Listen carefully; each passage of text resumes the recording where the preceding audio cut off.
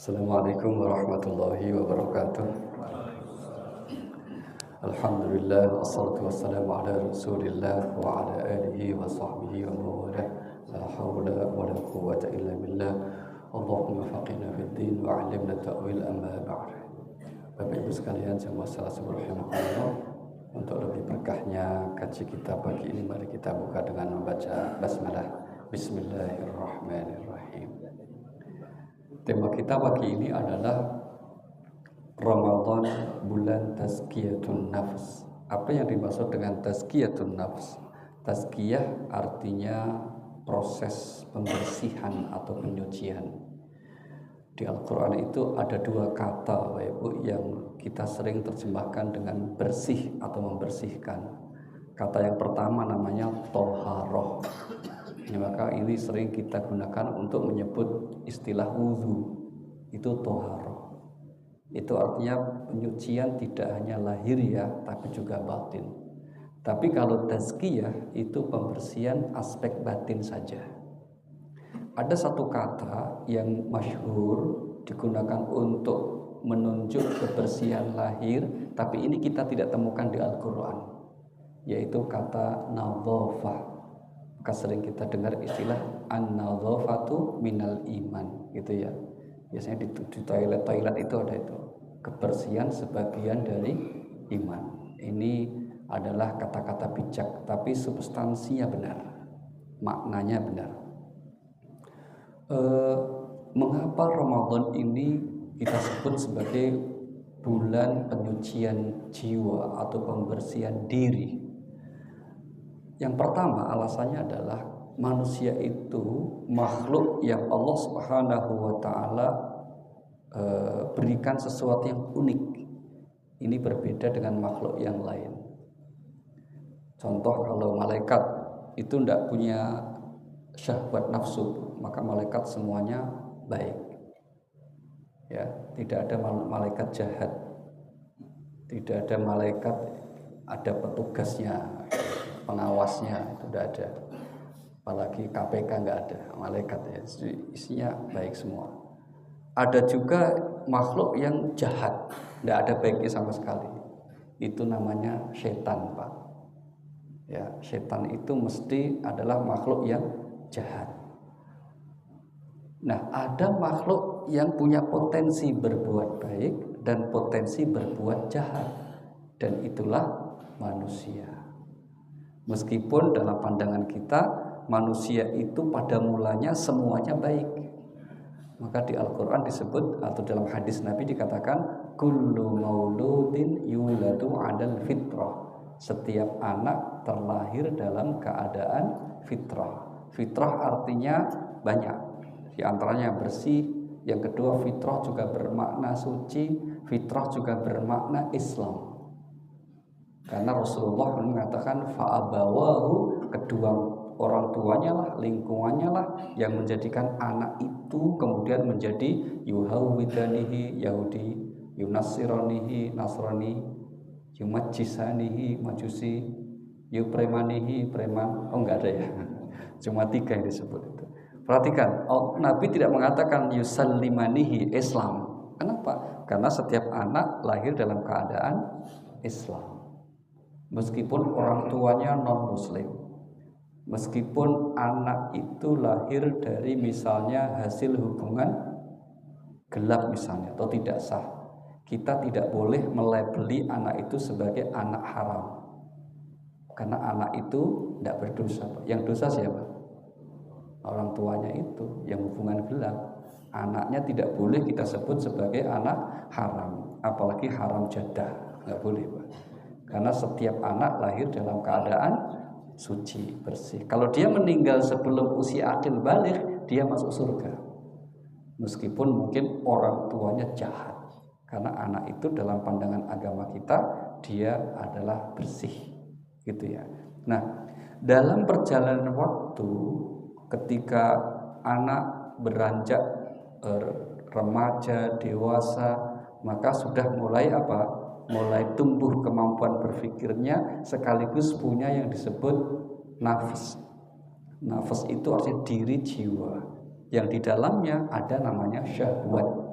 Syahwat itu dorongan ya untuk memperoleh sesuatu kesenangan.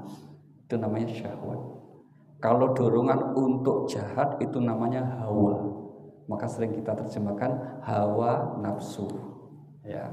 Itu duduk masalahnya kira-kira begitu.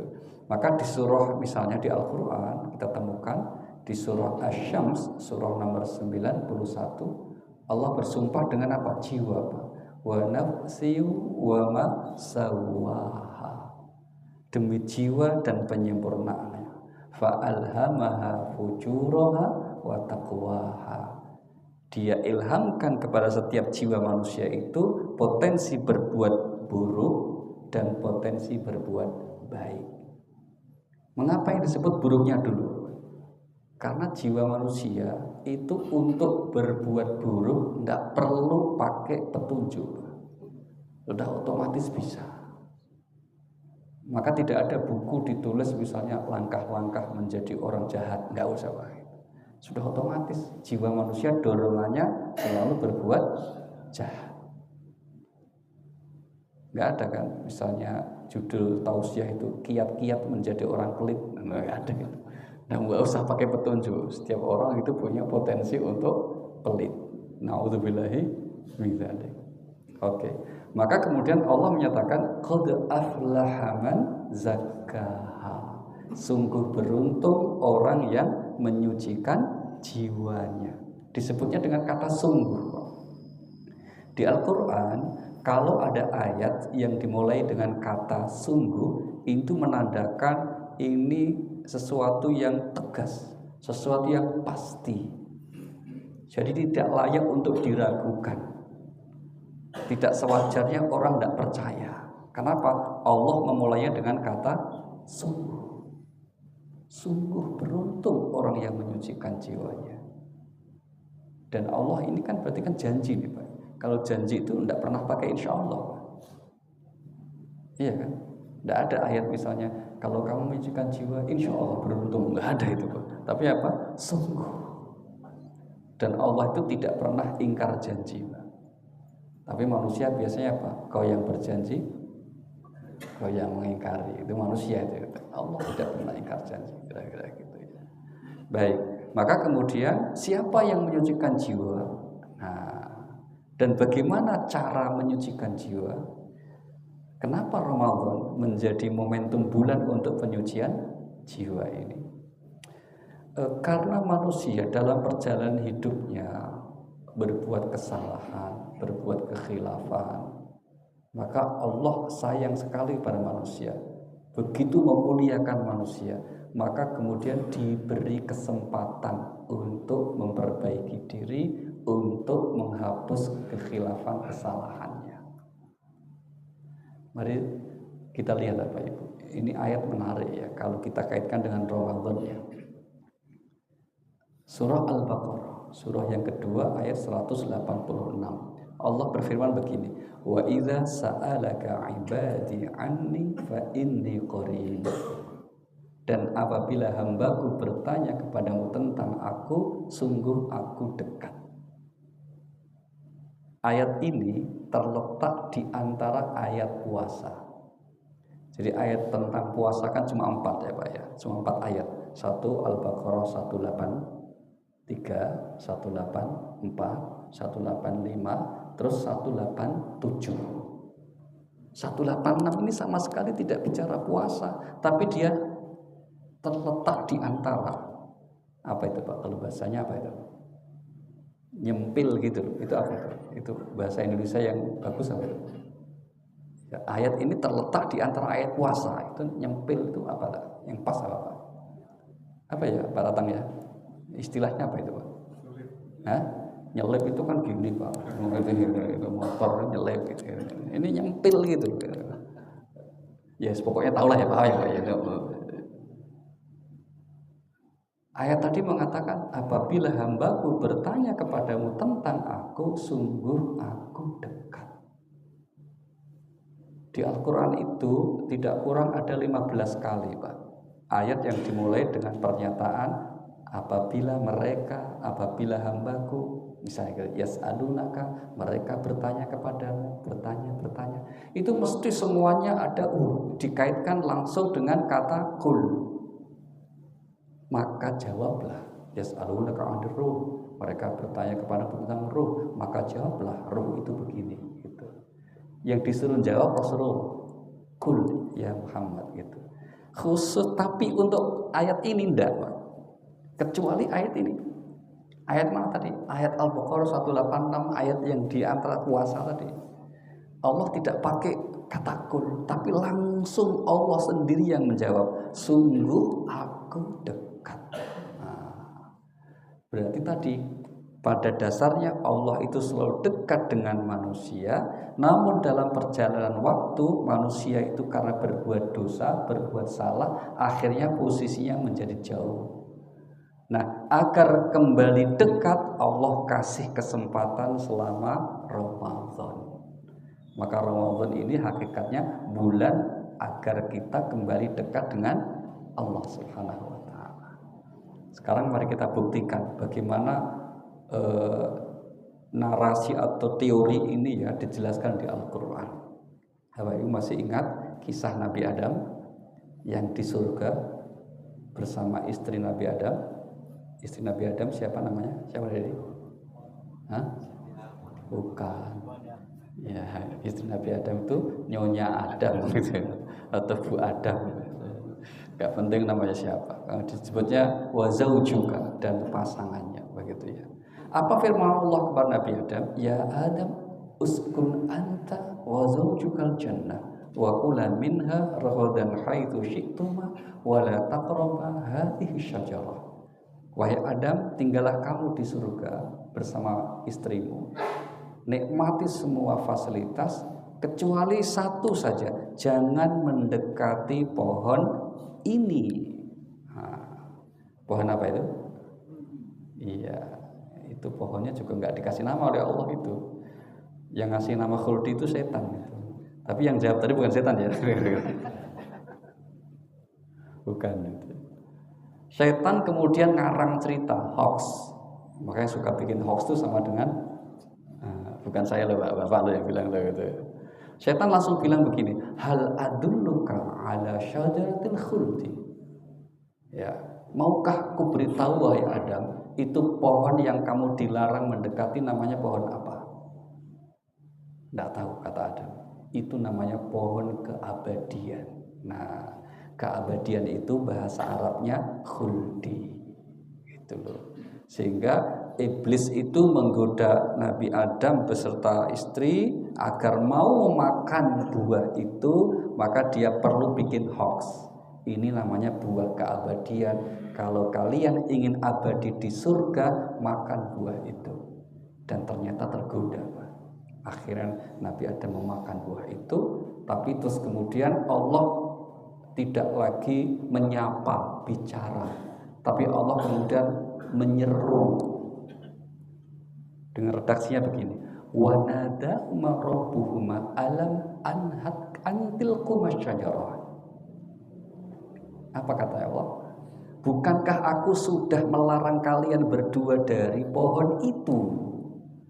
Tadi pertama kan disebutnya jangan mendekati pohon ini, tapi begitu melarang Allah langsung tidak lagi berkata, berfirman, tapi menyeru, berarti jauh.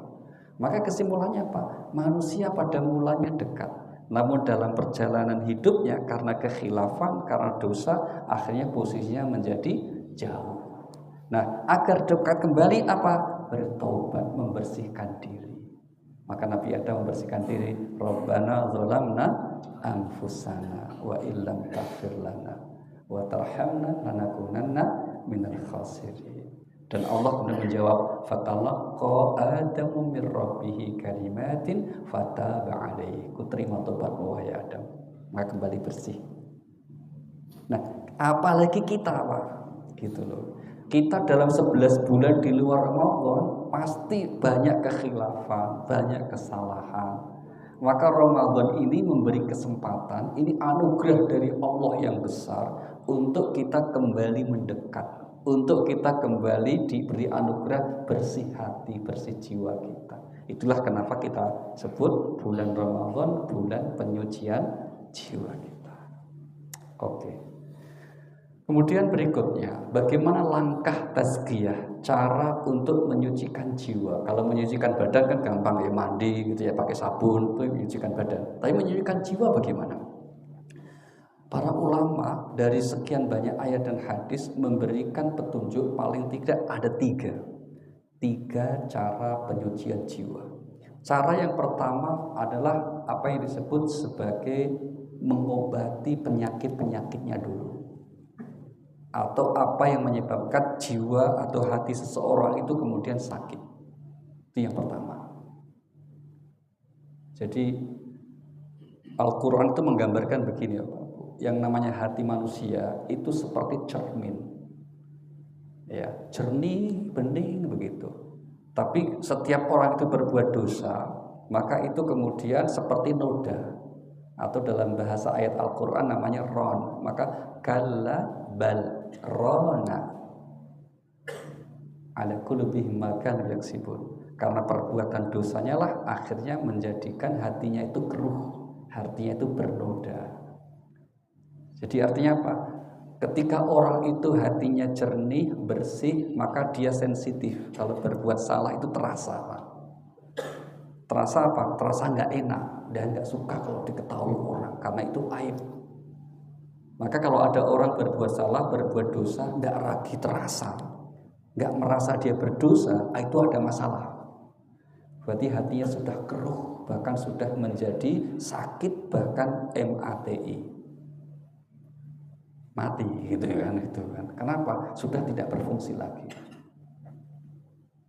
Itu cara Allah mengasihi manusia itu begitu. Maka kalau kita nggak tahu apa itu hukum agama, ini salah atau benar sih yang kulakukan itu, kata Nabi gampang, istafti qalbaka, tanya hatimu. Kalau hatimu merasa bahwa itu tenang, damai, itu baik itu, meskipun nggak tahu ayatnya lah. Kalau hatimu gelisah, nggak suka hal itu, ngerjainnya ngumpet-ngumpet, takut diketahui orang, itu dosa itu. Kan biasanya orang berbuat salah begitu. Itu pertama itu enggak, disembunyikan lah, gitu ya. Maka tidak ada orang berbuat salah baru sekali berbuat salah langsung ketahuan, itu tidak ada Pak. Karena Allah sudah ngasih polisinya itu berupa apa? Hati nurani. Tidak ada orang berbuat salah sekali berbuat salah langsung ketahuan, ketangkep, nggak ada cerita itu. Biasanya orang yang seperti ini sudah sekian banyak, sekian lama berbuat salah. Maka Allah sayang untuk diingatkan dengan cara apa? Diketahui orang aibnya itu, supaya sadar. Itu yang dalam bahasa Al-Quran namanya adab dunia atau adab dekat. Jadi kalau dalam perspektif seperti ini, orang berbuat salah, ketangkep, itu malah anugerah. Alhamdulillah, berarti kesempatan untuk bertobat. Bukan malah kemudian marah-marah Pak, ngegas, enggak boleh. Kalau ketangkep harusnya malah alhamdulillah, langsung bikin status alhamdulillah ketangkep. Begitu harusnya itu. Karena apa? Itu cara Allah mengasihinya. Kan gitu. Ya, oke. Kita lanjut. Maka kemudian proses yang pertama namanya mencerabut akar masalahnya. Apa yang menyebabkan hati seseorang itu sakit? Apa yang menyebabkan seseorang itu berbuat salah? Ada satu perbuatan Bapak Ibu, sikap buruk, yang ini disebutnya sebagai sumber segala masalah. Kalau sakit fisik itu kata dokter dia sebutnya apa itu? Katanya Pak, ini yang saya nanti Pak Helmi diluruskan saya. Kalau sakit fisik itu katanya penyakit gula Pak. Itu gula itu disebutnya the mother of disease, ibunya semua penyakit. Itu adalah penyakit gula darah, diabetes. Ya, itu disebutnya apa? The mother of disease. Nah, sekarang kalau the mother of disease yang rohani apa ini, Pak? Induk segala penyakit rohani ini apa? Ada yang tahu, Pak? Monggo, ada apa, Pak? Pak Soleh tahu? Induk segala penyakit rohani apa? Tuh, 2, 3, pas. Kalau bisa tak kasih sepeda. Para ulama menjawab hubbud dunya, terlalu berlebihan mencintai dunia. Maka ada pepatah mengatakan hubbud dunya ra'su kulli khati'atin. Mencintai dunia berlebihan ini sumber segala perbuatan dosa. Berlebihan ya Pak ya. Maka Al-Quran mengatakan, nanti bisa dicek surah 89 ayat yang ke-20, wa tuhibbunal mala hubban jamma. Mereka mencintai harta benda dunia dengan berlebihan. Kata kuncinya apa? Mencintai dengan berlebihan. Kalau mencintai yang wajar, itu fitrah manusia suka harta benda. Al-Quran mengatakan begitu. Zuhina linnasi bisyahawat minan nisa wal banin, surah Al-Imran ayat 14 itu. Manusia itu senang terhadap lawan jenis, terhadap anak, harta benda, emas perak, kuda pilihan, sawah ladang, hewan ternak, itu semua kesenangan dunia, itu manusia punya itu. Tapi kalau menjadi hubbud dunya, berlebihan mencintai, itu akan menjadi sumber segala masalah. Nah, itu kira-kira penyebab utamanya Pak. Kalau dalam fisik ya virusnya. Nanti bentuk penyakitnya apa? Sumber segala masalah. Bentuk penyakit yang pertama namanya takabur. Makhluk pertama kali yang berbuat takabur itu siapa? Iblis. Iblis itu mulanya konon. Kenapa disebut konon? Karena di ayatnya nggak disebut. Sangat beriman, sangat tekun ibadah. Hanya ada satu kesalahan dia, yaitu apa? Menolak ketika Allah perintah untuk hormat Nabi Adam. Karena dia merasa dirinya lebih hebat. Aba wastakbar. Maka dia menyombongkan diri. Nah, itulah sumber masalah. Jadi iblis itu disebut laknat oleh Allah bukan karena tidak beriman, Pak. Dia beriman juga, percaya. Malah sering doa sama Tuhan, minta Allah. Termasuk ketika akhirnya diusir itu kan, dia minta, oke Tuhan, saya terima keputusan, tapi saya tolong saya beri umur panjang sampai hari kiamat. Doanya dikabul nggak itu? Dikabul. Jadi iblis saja ketika kepepet doa dan dikabul Pak, doanya oleh Allah itu. Nah kalau kita orang mukmin kok doa merasa nggak dikabul, berarti kalah pede sama. Bukan saya yang bilang gitu. Tidak boleh. Iblis saja tuh saya itu. Nah itu satu Pak. Dan manusia kemudian tidak sedikit yang juga kena penyakit ini, yaitu apa? Takabur alias sombong. Yang oleh Rasulullah didefinisikan batrul haqqi wa ghamtun nas. Itu namanya takabur Pak. Menolak kebenaran dan melecehkan sesama manusia. Kriteria sombong itu dua. Satu, menolak kebenaran. Yang kedua apa? Menghina, melecehkan sesama manusia. Nah sekarang saya tanya, kira-kira biasanya orang menjadi takabur itu karena faktor apa? Satu, faktor apa? Dunia. Apa itu dunia itu Bang? Kira-kira spesifiknya apa? Faktor apa orang itu sombong? Ini ada contoh di Al-Quran nanti. Faktor apa? Harta, betul sekali. Nanti di Al-Quran disebut contohnya namanya korun. Korun itu saking kayanya sampai jadi mitos. Sampai hari ini orang kalau nemu harta disebutnya harta karun. Pada orangnya di mana, hartanya di mana gitu. Ya kan? Saking kayanya. Tapi dia dikatakan apa? Dia takabur. Maka kemudian semua miliknya dan dirinya ditenggelamkan oleh Allah. Na'udzubillahi min dzalik. Peninggalannya masih ada itu Pak. Nggak tahu benar atau enggak itu. Kalau Bapak jalan-jalan ke Kairo, nanti 2 jam dari Kairo itu ada kota namanya Fayyum. Di situ ada Qasru Qarun, istana Qarun. Itu 3 lantai ke bawah itu. Nah, apakah benar itu? Wallahu a'lam. Nah, bagaimana Al-Quran mengikatkan agar manusia itu tidak takabur karena faktor harta bendanya? Allah berfirman, ma indakum yanfad wa ma indallahi baq. Yang di sisimu harta bendamu pasti ditinggal, yang di sisi Allah akan kekal. Yang di sisi Allah itu apa? Iman dan amal soleh kita, itu yang kekal. Tapi harta benda akan menjadi ditinggal. Karena kita lahir tidak membawa, nanti meninggal juga tidak membawanya. Maka Al-Quran mengingatkan hartamu dan anakmu adalah cobaan. Hartamu dan anakmu disebutnya dua. Wa'lamu annama amwalukum wa auladukum fitnah. Hartamu dan anakmu sebagai apa? Cobaan. Kalau istri apa mas? Istri apa? Kalau harta kan anak cobaan. Kalau istri apa? Kira-kira sebagai apa? Astagfirullahaladzim. Istri ujian itu loh. Istri itu ya anugerah gitu loh, malah cobaan gitu. Istri ya anugerah atau kadang-kadang anugerah, kadang-kadang cobaan gitu. Tapi nggak disebut istri atau suami, yang disebut cuma dua, hartamu dan anakmu. Karena ujian hidup paling berat ya urusannya dua itu. Orang berantem gara-gara apa sih? Harta.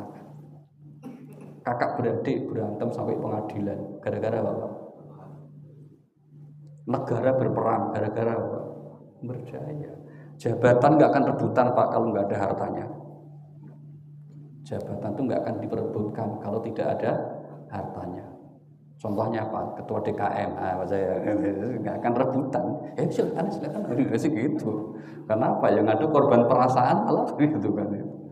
Tapi kalau urusan harta berantem mesti Pak. Ini bukan ghibah ya Pak. Kalau ada anggota organisasi berantem itu bukan karena perbedaan pendapat Pak. Itu perbedaan pendapatan. Nah, itu maksudnya. Cuma situ. Maka itu diingatkan Al-Quran, hartamu dan baru kemudian anakmu sebagai cobaan. Maka kalau kita diberi anugerah harta, kelapangan rezeki, bersyukur, alhamdulillah. Jangan menjadi sombong, begitu ya. Jangan menjadi takabur, karena semuanya hakikatnya milik Allah. Oke. Yang kedua, ada penyakit sombong disebabkan apalagi? Mas, satu harta betul tadi. Yang kedua apa? Orang sombong karena faktor apa? Apa? Tahta, kekuasaan, jabatan, betul. Al-Quran mengingatkan apa? Ini jadi wirid kita itu. Qulillahumma malikal mulki tu'til mulka man tasha wa tanzi'ul mulka mimman tasha wa tu'izzu man tasha wa tudhillu man tasha biyadikal khair. Di surah Ali Imran 26 itu. Katakanlah yang memberi jabatan siapa? Allah. Yang mengambil jabatan siapa? Allah. Maka kalau kita menghormati jabatan sewajarnya aja, nggak usah berlebihan. Karena kasihan. Nanti kalau hilang jabatannya nggak jadi dihormati toh. Nah, orang kadang-kadang berlebihan itu dengan jabatannya, dengan pakaiannya. Karena itu hakikatnya semuanya dari Allah. Maka nggak perlu kemudian juga takabur. Yang ketiga, ada orang menjadi takabur karena faktor apa? Harta sudah, jabatan sudah. Biasanya karena apa? Apa? Ilmunya, betul sekali Bapak. Al-Quran mengingatkan apa? Wa fawqa kulli dzi ilmin alim. Di atas yang berpengetahuan ada yang lebih mengetahui. Itu di surah Yusuf itu ayat 76. Di atas orang yang berilmu ada yang lebih pintar. Di atas langit ada langit. Apalagi orang itu tidak mungkin pintar dalam semua hal, nggak mungkin pintar dalam segala bidang. Tidak ada orang itu Pak. Maka kalau pintar satu hal, tetaplah berendah hati. Kamu pasti bodoh di bidang lain. Tapi yang kita prihatin itu dalam urusan apa Pak? Mohon maaf. Umat ini, orang itu dalam urusan ilmu agama malah tidak sensitif. Kalau urusan selain ilmu agama biasanya sangat kritis itu. Misalnya kita mau berobat, kan ke dokter kan? Nggak mungkin kita berobat ke bukan dokter. Dokter pun milih spesialis atau umum gitu kan. Kemudian juga kalau masalahnya apa, pengen apa saja itu. Tapi kalau untuk agama umat ini belum, karena di negara kita ini nggak terlalu ada spesialis. Pokoknya disebut ustadz dianggapnya tahu segala hal dalam urusan agama. Padahal itu Pak, jangankan kita biasa, sahabat Nabi pun punya spesialisasinya. Sahabat itu kalau urusan tafsir semua termasuk sahabat Umar bin Khattab paling senior, Abu Bakar merujuknya siapa? Ibnu Abbas. Wah, coba tanya dia. Kalau urusan apa? Tafsir. Kalau urusan hukum, fikih, mesti semua merujuk. Tanya si Mu'ad. Siapa? Mu'ad bin Jabal. Kalau urusan hadis, mesti yang dikonversi pertama siapa? Abu Hurairah, Sayyidah Aisyah, Ibnu Umar. Jadi para sahabat pun punya spesialisasinya masing-masing. Kalau harusnya apa? Menghormati. Nggak mungkin semua orang alim dalam segala ilmu. Maka itulah kenapa kalau dalam studi di kampus termasuk di tempat-tempat belajar agama itu mesti ada penjurusan, Pak. Termasuk di pesantren. Pesantren itu tidak mengajarkan semua fans agama secara spesial, tidak, Pak. Ya, kalau toh ada pesantren yang sifatnya general, ya itu mengajarkan banyak hal tapi sedikit-sedikit, tidak menjadi spesialis gitu ya. Dan para ulama kita kan seperti itu juga sejak zaman dulu. Di zaman dulu kita mengenal siapa? Buya Hamka. Oh, dia sastrawan sekaligus penafsir. Maka ada tafsir yang namanya Al-Azhar. Kalau dalam fikih kita mengenal nama-nama besar, misalnya siapa? Bapak Kiai Al-Yafi dan nama-nama yang lain. Demikian juga dalam bidang hadis, misalnya gitu ya. Nah, itulah maka kalau kita diberikan kelebihan satu bidang ilmu, jangan somset. Karena pasti bodoh atau tidak mengerti dalam bidang yang lain. Tetaplah rendah hati. Apalagi Mas, orang sombong karena apa? Ilmu tadi sudah ya Pak. Apalagi Pak? Harta sudah, jabatan sudah, ilmu sudah. Masih ada enggak? Hah? Turunan, nasab ya Pak ya. Betul sekali. Ada orang membanggakan nasabnya. Misalnya gitu. Nah kalau di Al-Quran yang dikritik itu siapa? Iblis malah Pak. Karena iblis itu menjadi sombong karena asal kejadiannya. Dia merasa lebih bagus dari Adam karena dia tercipta dari api, sedangkan Adam dari tanah. Nah bagaimana cara Al-Quran mengingatkan agar tidak sombong karena keturunan? Kita itu jadi keturunan siapa, orang tua siapa, nggak bisa milih Pak. Maka tidak boleh menyombongkan keturunan sekaligus tidak boleh menghina keturunan orang lain. Wong kita jadi bapak anaknya siapa itu nggak milih. Betul nggak Pak? Kalau bapak diberi kesempatan kedua kali lahir itu milih punya bapak siapa Pak? Siapa? Hah? Prabowo? Ya ya bapak kita sekarang jelas konkret teruji toh. Orang lain belum tentu gitu. Milih ya bapak kita yang sekarang sudah teruji. Alhamdulillah disyukuri saja, tidak usah bangga tapi nggak usah merasa rendah, tidak usah menghina orang lain. Ayo, kalau bapak diberi kesempatan hidup lagi, Pak, pengen nikah sama siapa Pak? Nggak usah dijawab lah, mesti takut kan? Itu ya udah semuanya kita terima, maka tidak boleh. Nah satu lagi Pak, ini yang kemudian oleh para ulama itu digarisbawahi betul itu. Ada orang yang menjadi takabur itu karena faktor ibadah. Faktor apa? Ibadah. Maka Allah ingatkan di surah An-Najm ayat yang ke-32, fala tuzakku anfusakum, jangan menganggap dirimu suci. Huwa a'lamu biman ittaqa, karena hanya Allah yang Maha mengetahui siapa yang bertakwa di antara kita. Sehingga kemudian para ulama sering memberikan nasihat, kalau kita diberi anugerah oleh Allah, tekun ibadah, rajin berbuat baik, tetaplah menjaga diri untuk rendah hati.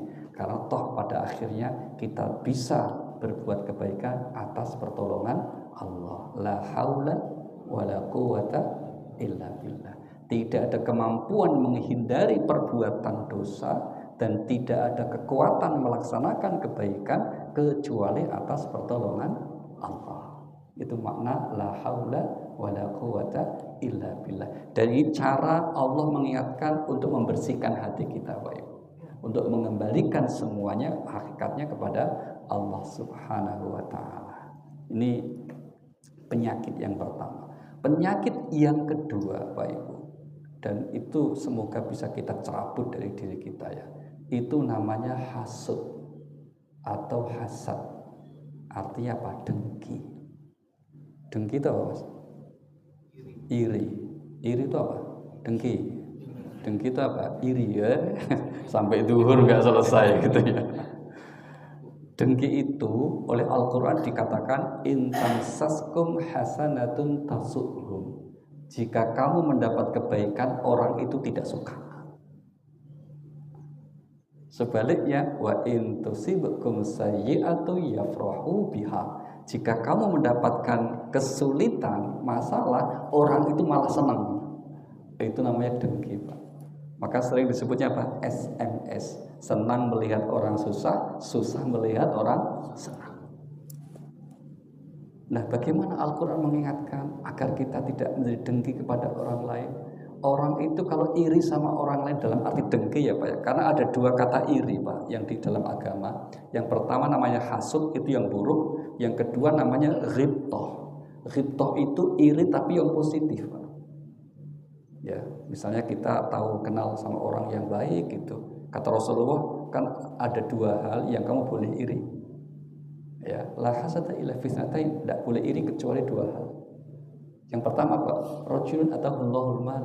Ada seorang diberikan kelapangan rezeki, harta banyak, dan orang itu baik sekali. Maka kita boleh iri seperti itu. Ya Allah, mudah-mudahan saya juga diberi seperti itu. Ingin sekali berbuat baik. Yang kedua, ada orang yang diberi ilmu, dengan ilmunya dia bermanfaat. Maka kita boleh iri dengan orang seperti itu juga. Tapi keinginan irinya itu yang positif namanya Pak. Karena kita tidak berharap, tidak ingin supaya orang lain itu celaka. Nah kalau hasud dengki itu pengen dan orang lain supaya yang punya itu celaka. Itu yang dilarang dalam agama. Dan itu yang pertama kali melakukannya siapa? Putra Nabi Adam. Namanya Qabil dan Habil. Dua bersaudara, akhirnya puncaknya saudara membunuh saudaranya karena apa? Dengki. Karena iri. Na'udzubillahi min dzalik. Maka kita berlindung kepada Allah dari keburukan orang dengki. Qul a'udzu birabbil falaq. Itu kan di akhir ayatnya apa? Wa min syarri hasidin idza hasad. Dari keburukan orang dengki apabila dia dengki. Nah, ini contoh langkah pertama. Maka penyakit-penyakit ini sedapat dan semampu kita cabut, kita hilangkan, kita mohon perlindungan kepada Allah Subhanahu wa taala. Kemudian langkah kedua dalam proses tazkiyah, penyucian jiwa, itu disebut dengan apa? Menghiasi dengan sifat positif. Setelah kita hilangkan sifat negatifnya, maka kita hiasi diri kita dengan sifat positif. Sifat positif seperti apa? Lawan kata kalau takabur namanya tawadhu. Berendah hati. Rendah hati itu apa? Setia menerima kebenaran dan menghormati orang lain. Itu namanya rendah hati. Saya ulangi, bersedia menerima kebenaran dari siapapun asalnya dan menghormati orang lain apapun latar belakangnya. Itu namanya tawadhu. Dan Allah Subhanahu wa taala memuji orang yang tawadhu. Wa ibadur rahmanil ladzina yamshuna 'alal ardi hauna. Hamba yang dikasih Allah itu mereka orang-orang yang berjalan di muka bumi dengan tawadhu, dengan penuh kerendah hatian. Bukan rendah diri ya Pak ya, tapi rendah hati. Kalau rendah diri itu minder Pak biasanya Pak. Kalau rendah hati itu apa? Selalu berusaha untuk memposisikan diri yang proporsional, menghormati orang lain, apapun latar belakangnya, siapapun dia. Bahkan seandainya beda agama sekalipun, dia tetap adalah makhluk ciptaan Tuhan, manusia yang harus dihormati. Apalagi sesama muslim, gitu ya. Maka Rasulullah dipesan oleh Allah, waqfid janahaka limanittaba'aka minal mu'minin. Rendahkan dirimu wahai Nabi terhadap orang yang mengikutimu dari orang-orang mukmin. Nabi saja diperintah oleh Allah. Perintah Allah kepada Nabi itu berarti perintah kepada umatnya. Kaidahnya begitu Pak. Ya, saya ulangi. Allah memerintahkan kepada Nabi itu sebetulnya perintah kepada umatnya, kita semua. Jangan dibilang itu kan untuk Nabi bukan untuk kita. Oh, enggak, untuk Nabi juga untuk kita semua umatnya. Kecuali ada yang disebut pengkhususan untuk Nabi. Oke. Kemudian yang ketiga, ini yang terakhir Pak. Setelah kita bersihkan, terus kita hiasi dengan perbuatan baik. Yang ketiga, menggunakan hati itu untuk akhirnya selalu berkait mengingat Allah Subhanahu wa taala. Itulah janji Allah, alladzina amanu wa tatma'innu qulubuhum bi dzikrillah. Orang-orang yang beriman hatinya menjadi tentram dengan mengingat Allah. Ketahuilah, hanya dengan mengingat Allah hatimu menjadi tentram. Itulah kemudian kalau ada orang yang hatinya tidak tentram, jiwanya tidak damai, pasti yang di dalam hatinya bukan Allah. Dan agar hati kita terus berkait dengan Allah, maka Allah suruh kita apa? Ibadah. Ramadan sekali lagi mengingatkan kita agar kita, hati kita relate, terhubung terus dengan Allah Subhanahu wa taala. Sebaliknya, orang yang hatinya tidak dimanfaatkan, digunakan untuk selalu mengingat Allah, maka hidupnya akan terasa sempit. Wa man a'rada 'an dzikri fa inna lahu ma'isyatan dhanka. Barang siapa yang berpaling dari peringatanku, hidupnya menjadi sempit. Bukan fakta hidup, Pak, tapi hatinya yang sempit. Hati orang yang sempit otomatis terasa kehidupannya juga sempit. Na'udzubillahi min dzalik.